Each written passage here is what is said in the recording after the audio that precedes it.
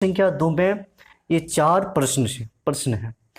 ये प्रयोग किया गया है और इस प्रयोग में हमको बताना है कि कौन कौन से समप्रायिक परिणाम हैं। अब देखिए, समप्रायिक परिणाम को बताने से पहले हमें जानना होगा कि समप्रायिक परिणाम होता क्या है। तो देखिए, मैंने यहाँ लिख रखा है समप्रायिक परिणाम या फिर समसंभावी परिणाम, दोनों एक ही चीज़ है। देखिए, मैं अगर बोलूँ आपको कि मैंने एक सिक्के को उछाला, तो जब मैं सिक्के को उछालूंगा तो दो ही चीज़ आएगा एक सिक्के को उछालने पर, या तो एक हेड आएगा या तो टेल, यही दो आएगा। सिक्के को उछालूंगा तो या तो हेड आ सकता है या फिर टेल। ठीक है, अब देखिए, सिक्के को उछालने पर हेड अगर आने की चांस 50% है तो टेल भी आने की चांस 50% है। यानी कि जितना टेल आने का चांस है उतना हेड भी आने का चांस है, जितना हेड आने का चांस है उतना टेल आने का चांस है। यानी दोनों का चांस, दोनों में सेम संभावना है आने का, हेड और टेल दोनों का आने का संभावना सेम है। तो ऐसे प्रयोगों को हम लोग बोलेंगे समप्रायिक परिणाम या फिर समसंभावी परिणाम, यानी समान परिणाम का परिणाम। ठीक है, यानी अगर मैं बोलूं एक पासे को फेंकूंगा तो एक पासे को फेंकने पर दो आने की संख्या, दो आने की प्रायिकता, तो टोटल पासे में 6 होता है। दो फेंकेंगे पासे को तो दो एक ही बार है, तो 1/6। और मैं बोलूं पासे को फेंकने पर 4 आने की प्रायिकता, पासे में टोटल 6 है और 4 जो है पासे में ये एक ही अंक है, 4 एक ही है, तो 1/6। यानी 4 और 2 या फिर 3, 5, 6 जो भी संख्या पासे में प्राप्त करने के लिए बोले, यानी 1 से लेकर 6 समसंभावी परिणाम होगा।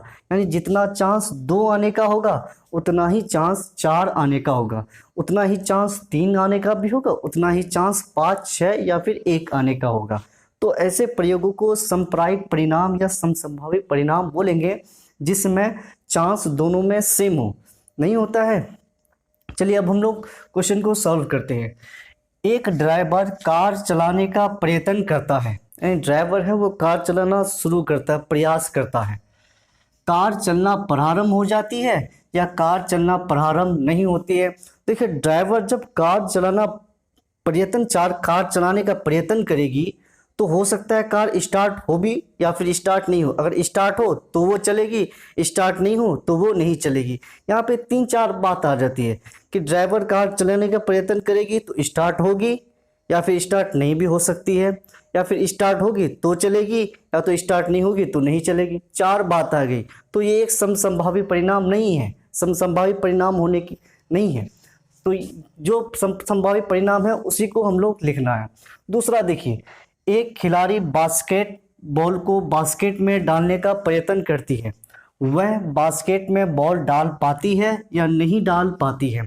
बास्केट बॉल बास्केट में डालना चाहती है, तो कभी क्या होता है कि बास्केट बॉल बास्केट में तो चली जाती है और कभी नहीं भी जाती है, कभी टकरा के भी रिटर्न आ जाती है। तो यहाँ पे 3 बात हो गई, एक तो डल भी सकती है या फिर नहीं भी डल सकती है, नहीं, एक तो डाल भी सकती है, एक तो नहीं डाल भी सकती है। दूसरा, डालने के लिए प्रयास तो करेगी लेकिन जाते हुए रिटर्न भी आ सकती है टकरा के, बास्केट से टकरा के रिटर्न। तो 3 बात हो गई यहाँ पे, तो ये भी एक समसंभावी परिणाम या फिर समप्रायिक परिणाम नहीं है।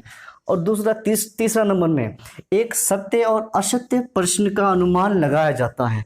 क्वेश्चन में ही बोला है तीसरे में कि सत्य, यानी मान लीजिए ये एक क्वेश्चन दिया हुआ है, प्रश्न इसमें बता दिया गया है कि ये या तो सत्य होगा या तो ये असत्य होगा, ये अनुमान लगाते हैं। तो जब अनुमान लगाते हैं, 2 ही बात बोला है यहाँ पे, सत्य या असत्य। तो जितना चांस मुझे सही होने का होगा प्रश्न, उतना चांस मुझे गलत होने का भी होगा। जितना अगर 50% चांस गलत होने का अनुमान लगा रहे हैं, तो अनुमान लगाए, बता नहीं रहे कि ये सत्य है या असत्य, अनुमान लगा रहे अंदाजे में। तो जितना अंदाजा मेरा असत्य में लगेगा, गलत है, उतना अंदाजा यानी अनुमान मेरा सत्य में लगेगा। इसलिए प्रश्न संख्या 3 एक संभावी परिणाम है। तो आंसर में हम लोग लिखेंगे प्रश्न संख्या 3 का संभावी परिणाम। ठीक है, अब प्रश्न संख्या 4, एक बच्चे का जन्म होता है वह एक लड़का है या एक लड़की। अब देखिए बच्चे जब जन्म होगा या तो वो एक लड़का होगा या तो एक लड़की, यानी लड़का होने का भी 50% चांस है और लड़की होने का भी 50% चांस है। इसलिए ये एक समप्रायिक परिणाम या फिर समसंभावी परिणाम है। अब आप बोलेंगे कि बीच वाला भी तो हो सकता है, लेकिन बीच वाले को नहीं माना जाता है। बच्चे की मैं बात करूं तो बच्चे या तो लड़का होगा या तो लड़की, बीच वाला जो है वो अपवाद में माना जाता है। इसलिए बच्चे का जन्म होना यानी लड़का है या लड़की, तो लड़का होने की भी 50% चांस है कि ये लड़का हो सकता है पैदा, या फिर लड़की होने की भी 50% चांस है। दोनों का चांस सेम है, इसलिए ये क्या एक संप्रायिक परिणाम या फिर समसंभावी परिणाम है। चौथे नंबर का आंसर हो जाएगा समसंभावी परिणाम।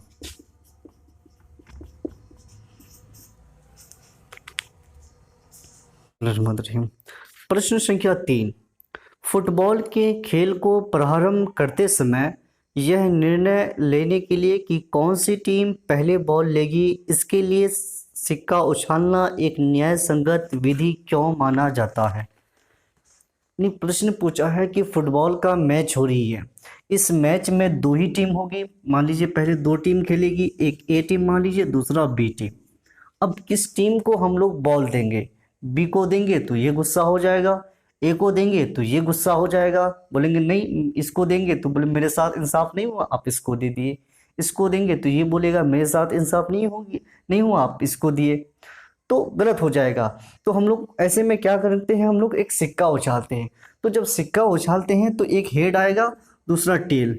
मान लीजिए ये बी टीम टेल बोला और ए टीम हेड बोला, 2 में से एक ही बोलेगा। ये बी हेड बोला तो इसका हो गया टेल। मान लीजिए बी टीम टेल बोला तो ए हेड हो गया। तो जब सिक्का उछालेंगे तो इन हेड और टेल में दोनों में से कोई एक ही आएगा, या तो हेड आएगा या तो टेल। हेड आएगा तो ए बॉल लेगी, टेल आएगा तो बी बॉल लेगी, यानी जो भी हो, ठीक है। तो यानी कि कहने का मतलब ये कि हेड जितना चांस आने का है कि 50% चांस हेड आने का है, तो टेल भी 50% ही आने का चांस है। जितना चांस टेल आने का है उतना चांस हेड आने का भी है, यानी इंसाफ दोनों के लिए बराबर। इसलिए फुटबॉल के खेल में, फुटबॉल का हो या क्रिकेट का हो, जो भी खेल हो, उसमें हम लोग एक सिक्का को उछालना न्याय संगत विधि मानते कि इंसाफ सबके लिए बराबर। तो हम लोग यहाँ पे लिखेंगे आंसर में, क्योंकि हम जानते हैं कि सिक्का को उछालने पर चित और पट दोनों समसंभावी परिणाम है।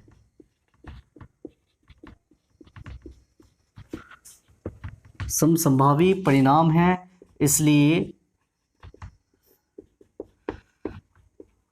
सिक्के का उछालना एक न्याय संगत विधि माना जाता है, यानी इंसाफ सबके लिए बराबर। संख्या 4 में है, निम्नलिखित में से कौन सी संख्या किसी घटना की प्रायिकता नहीं हो सकती। इनमें से कौन प्रायिकता नहीं हो सकता है? हमने आपको बताया था कि प्रायिकता का जो रेंज होता है वो 0 से बड़ा या तो 0 और 1 से छोटा होता है, यानी 0 से छोटा नहीं हो सकता है। 0 से छोटा कौन होता है? माइनस में, यानी प्रायिकता का मान माइनस में नहीं हो सकता है। और 1 से बड़ा नहीं हो सकता। 1 से बड़ा कौन? 1.5, 1 से बड़ा 1.6, 1 से बड़ा 1.7, 1 से बड़ा 1.2, 1 से बड़ा ये नहीं हो सकता है। और 0 से छोटा का मतलब -1, -2, -1.3, -1.6, ये माइनस में। तो ये प्रायिकता का मान 0 से छोटा यानी माइनस में नहीं होगा और 1 से बड़ा नहीं होगा। प्रायिकता का मान 0 और 1 के बीच में ही होगा, या तो 0 हो सकता है या तो 1 हो सकता है। तो इनमें से कौन सी किसी घटना की प्रायिकता नहीं हो सकती है? माइनस वाला नहीं हो सकता, 1 से बड़ा वाला। तो यहाँ पे 2/3 तो 1 से बड़ा नहीं है। क्यों? क्योंकि ये 6 है, ये 1 से छोटा है, ये हो सकता है। ये -1.5 है, ये माइनस में प्रायिकता का मान नहीं होगा, ये नहीं होगा, ये हो सकता है, ये भी हो सकता है। कौन नहीं होगा पूछा है, तो बी नंबर सही।